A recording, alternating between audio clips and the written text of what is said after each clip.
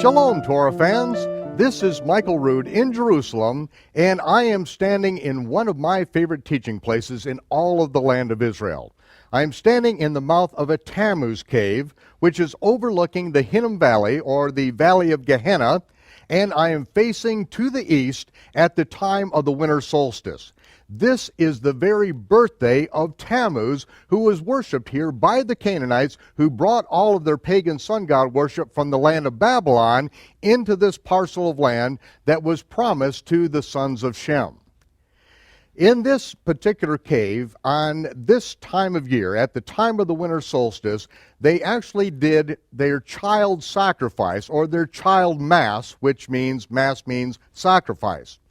And it was in this very location that we learn that the Canaanites had brought something into this land that the Israelites were not to learn anything about and have nothing to do. As the Almighty told Israel when they left Egypt and before they came into the land, he said, "Do not learn the way of the heathen. Do not learn how they worship and serve their gods, and do the same thing as if you're doing it for me, because it is an abomination. It is utterly detestable, repulsive, putrid, and vile. I want you to do nothing and know nothing about the way that they serve their gods, because the way that I want to be served," the Almighty said, "is according to the commandments that I give you, according to the feast of the Lord, and according to the temple service." And it was right across this valley, over on the Temple Mount, that the priests of Israel were to conduct the worship service for the nation of Israel, and that is where the true God made his abode and where he wanted to be worshiped in spirit and in truth. We read about the Tammuz cave and about the worship of Tammuz in Ezekiel chapter 8. When we speak of Tammuz in the Western world, and when people read Ezekiel 8 in the Western world, they are, for the most part, absolutely clueless what they are reading. But here in the land of Israel, and in this part of the world, this is basic common knowledge. Everyone in this area knows about this Tammuz cave. They know what was conducted here. They know the way of the heathen. They know about the worship service at the birthday of Tammuz on the pagan calendar. It was at the time of the winter solstice, but we have to remember that at the time that this worship service was put in place, it was on Tammuz's birthday, which back before the precession of the equinoxes, it was on actually December 25th, which is the birthday of Tammuz. But here in the land of Israel, we are going to set this context for you because it says in Ezekiel 8, that there were priests, Kohanim, in the temple who had their back to the temple. They were facing the sun and they were worshiping the sun. And there was even a greater abomination that was going on, and that was women in the temple weeping for Tammuz. Now, what I would like to do is give you a little bit of background on these things because of the significance of the worship that got into Israel through the Levites and the Kohanim, through all the people of Israel, and they became so polluted that that is why judgment came upon the entire nation of Israel. First, the 10 northern tribes were taken into captivity because of their adaptation and acceptance of pagan sun god worship that was brought in by the Canaanites. And then finally, Judah got into this very same thing. In Ezekiel, in the 9th chapter, Ezekiel saw by revelation the Spirit of Yahweh leave from over the Ark of the Covenant and stand in the doorway of the temple, where the voice of Yah cried out to the angels that were standing across the doorway, and he told one of the angels who had an inkhorn to go out and mark the foreheads of everyone in the nation of Israel who was crying out against the abominations that were being committed by Israel. After that angel completed his job, he came back. Everyone was marked. Then the voice spoke out from the cloud of glory, "Angels, take your slaughtering instruments and go out and slaughter every man, woman, and child, beginning at the temple. Don't spare a soul, but don't you dare touch one who has the inkhorn angel mark on their forehead, because they are the ones who have been crying out against these abominations. Now, to fully understand the abominations that Israel was involved in, I need to take you back to the land of Shinar, where the Canaanite sun god worship all began. And in the ancient land of Shinar, we go back to the time of Noah and Noah's son Ham.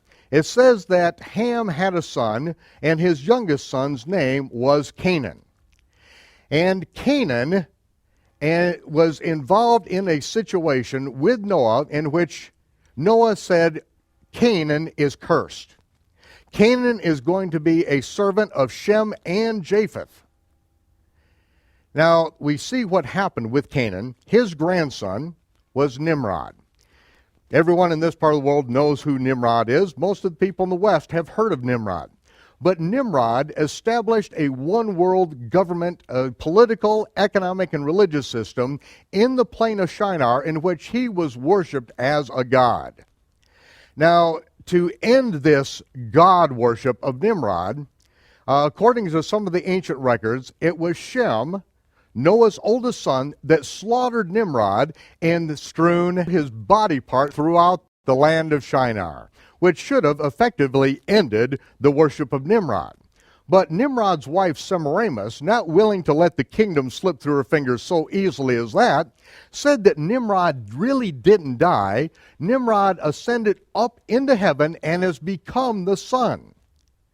And from that, the priest, the knowledgeable priest among the Babylonians, among the worship of Nimrod, they put in place a sun calendar. The Babylonians were the ones that divided up the year into 4 quadrants. The winter solstice, which was the rebirth of the sun, which we'll get into in a minute. The summer solstice, which is the longest day of the year, on the absolute opposite end of the solar calendar, and the vernal and the autumnal equinox. And these things were put in place as the development of Babylonian sun god worship was brought into its fullness. And in fact, the Babylonian sun calendar is still in use all over the world, because the Romans adapted it through Julius Caesar, the Julian calendar, and then later it was adopted and updated by Pope Gregory, the Gregorian calendar. But it is basically the Babylonian sun god worship calendar.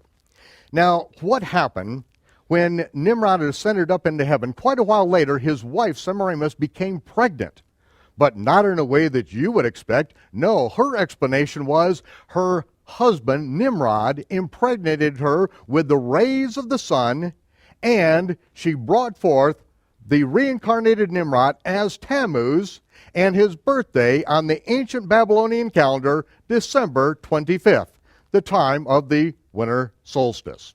That is the shortest day of the year, by the way, and that is when the sun begins its ascension, and there you have a link to the entire pagan sun god worship calendar and festivals that originated in the land of Shinar. Now, what happened with the reincarnated Nimrod as Tammuz, born on December 25th? You would expect that Tammuz would live forever, but such was not the case. Tammuz was killed in a freak hunting accident when he was gored to death by a wild boar. And so the worshipers of Tammuz then set aside 40 days of weeping for Tammuz, because it was in the 40th year of his life that he was killed.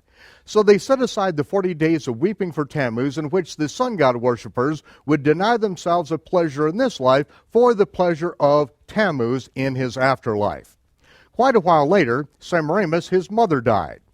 And she was so venerated that the story goes that she ascended up into heaven, and the gods returned her to earth on the first Sunday. That's when the sun god worshipers worshiped their sun god, Nimrod and Tammuz. And on the first Sunday after the vernal equinox, that is when Semiramis was returned to earth in this giant egg, which landed in the Euphrates River. It cracked open, and out emerged Semiramis, reincarnated as Easter. the bare-breasted goddess of fertility and sexual desire, who came out of that egg and turned a bird into an egg-laying rabbit in order to proclaim her divinity. Now, at that point, the 40 days of weeping for Tammuz were stacked up in front of the day in which his mother was reincarnated as Easter, the Queen of Heaven. And so you have the 40 days of weeping for Tammuz, which is now called Lent, in America at least. And then on Easter Sunday, when Semiramis was reincarnated as the pagan sex goddess, that is when they killed the wild boar that killed Tammuz, and that's why everyone ate ham on Easter Sunday as a completion of the sun god worship festival of Easter. Now, of course, in the West, people use the word Easter as if it has something to do with the Bible. It has nothing to do with the Bible. This is pure pagan sun god worship. And in this cave, on December 25th, or as the winter solstice moved back through the period of time, this is where they had the child mass. Mass meaning sacrifice. They sacrificed infant babies here in this cave at the time of the child mass. Now it's called Christ Mass. I guess it's been changed a little bit somehow, but it is all Babylonian sun god worship that I'm explaining. Now, what happens with at the time of the reincarnation of Easter, then what we have are the pagan priest, the Canaanite priest, who would impregnate virgins on the altar of Easter right here in this cave, and then a year later, when those babies are 3 months old, they sacrifice those 3-month-old infants, and then they would dye the eggs of Easter in the blood of sacrificed infants. The amazing thing is, to this very day, we can walk down this valley up into Jaffa Gate, into one denomination's building on Easter Sunday, and they will have the eggs of Easter dyed one color, and one color only, blood red. If you ask the parishioners sitting in the pews why it's blood red, they have no idea, but it goes right back to what took place in this cave. This is what Israel adopted and were taken into captivity by Shalmaneser. These are some of the practices that Judah took into their bosom and became a part of their worship life, and they were taken captivity into Babylon.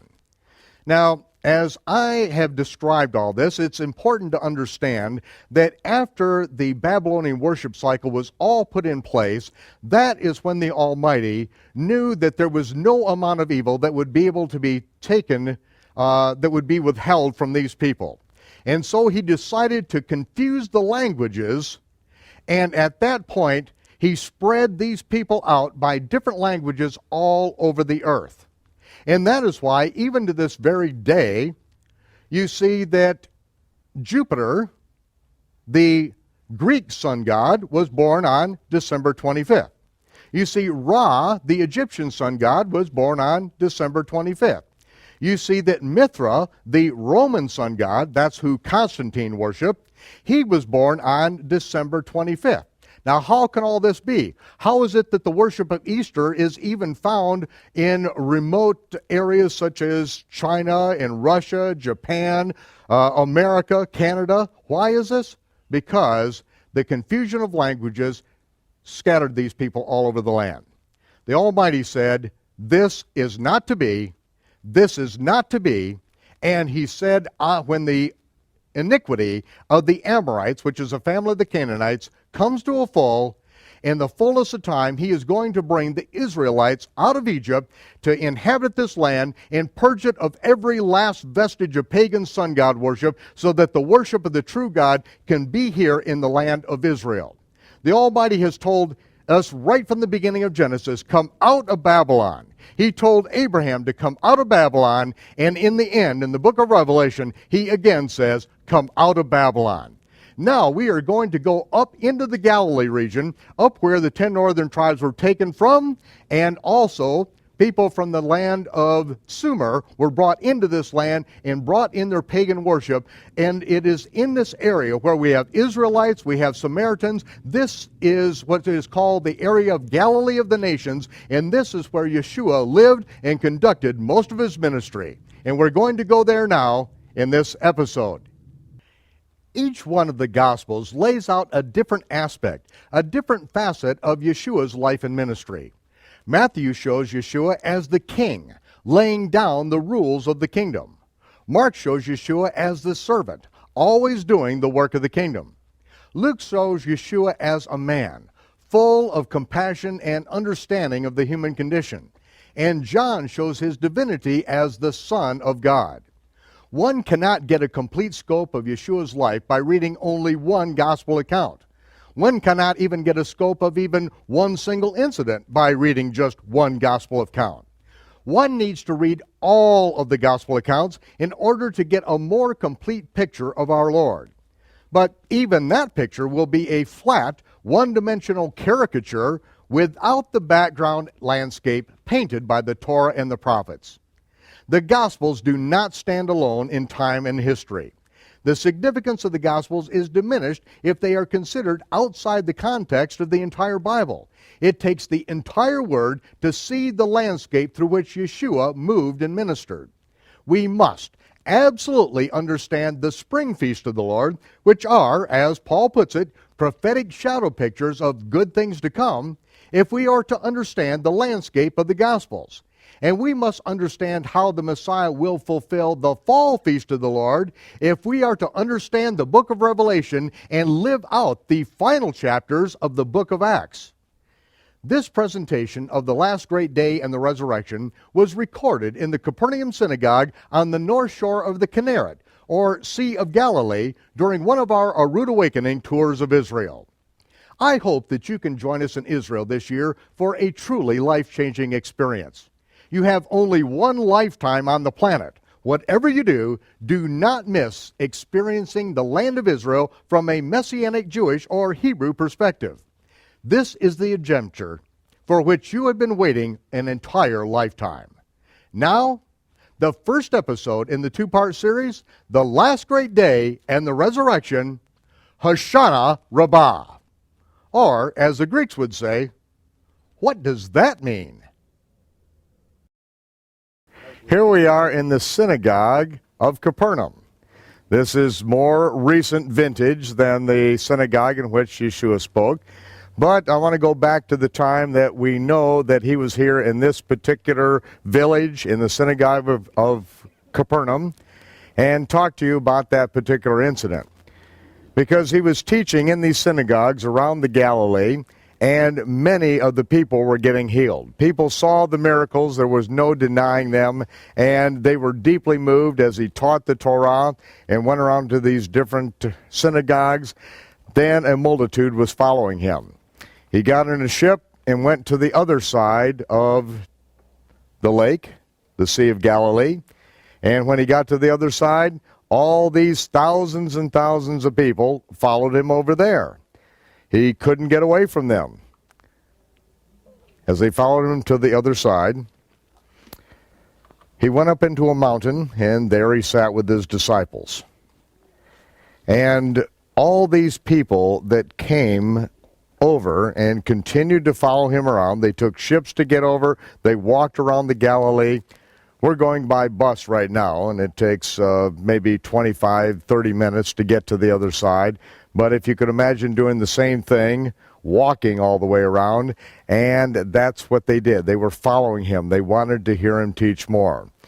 And so he was there teaching, and a great multitude followed him over there, and they had gone sometimes for several days without any food to eat, and it is there that he fed them with a miraculous dividing of loaves and fishes. Now, in the King James English version of the Bible, it tells us about this particular incident, and it also gives us a little bit of confusion that hopefully will be cleared up now, because all we have are the Greek versions of Matthew. And we see in the Greek versions of Matthew that were then translated into the English, we have situations in John that we know that we're not reading the original language. And it is as simple as starting out in the first chapter. And it says, and Yeshua turned and saw them that were following him, and he said, what are you looking for? What do you seek? And they said unto him, Rabbi, which is to say, being interpreted, Master, where dwellest thou? Now, there's no Jews that would interpret Rabbi as Master. But, you just say Rabbi. Rabbi, where do you live? Where are you dwelling? They wouldn't say Rabbi, which is interpreted, being interpreted, Master. They would just say, Rabbi, where do you dwell? Okay, that's real simple, straightforward.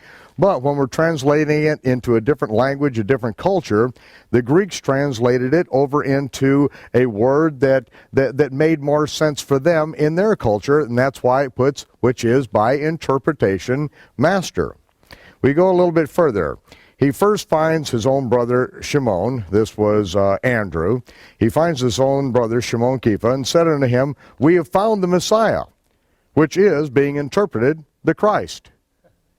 Now, he wouldn't have said, we have found the Messiah, which is interpreted in a language and a culture that is completely unrelated to us, the Christ. He would have just said, we found the Messiah.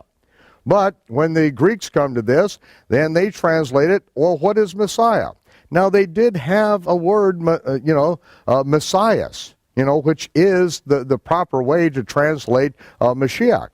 But instead, they said, which is interpreted the Christ, the Christos, the anointed one, which the meaning, nothing wrong with the meaning as far as anointed one, but all the Greeks called all of their gods, from Adonis to Zeus, Christos, or anointed. They were their anointed ones.